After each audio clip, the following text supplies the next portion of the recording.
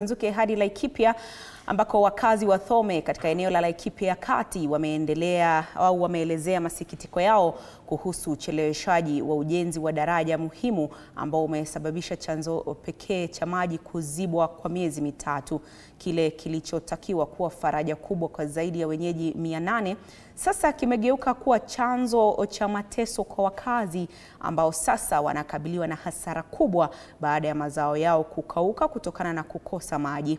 Wakazi hao wametoa makataa ya siku 3 kwa mkandarasi kukamilisha ujenzi huo, la sivyo wataandamana na kuvunja kuta za madaraja yaliyoziba mkondo wa maji.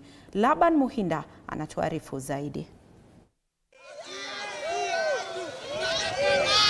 Wakazi wa eneo la Thome Laikipia ya Kati wameeleza kufadhaika kwao na muda mrefu ambao mwanakandarasi amechukua kukamilisha ujenzi wa daraja muhimu, shughuli ambayo imesababisha kuzibwa kwa chanzo pekee cha maji eneo hili kwa miezi mitatu.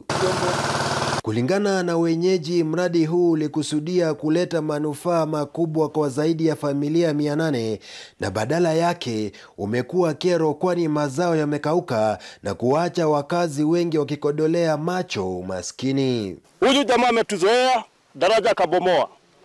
Hii ni daraja ile tunatumia kwa miaka 2 ama 3. Sasa sisi tuko na tabu, alibomoa intake yetu ya maji. Sasa tunashindwa ni nini tena? Hii daraja imeleta tabu. Tunaipenda na tunataka ijengwe. Lakini madhara ile imeleta kwa watu wa Thome ni kubwa sana. Kwa sababu watu wengi sana wamepoteza mazao na wengine hata wanafikiria kuhama Thome. Wakazi hawa wanadai kuwa kwa zaidi ya miaka 40 wamekuwa wakirai serikali kujenga daraja hili ili kuwezesha ufikiaji rahisi wa huduma muhimu, vilevile kuunganisha zaidi ya vijiji 7 jirani.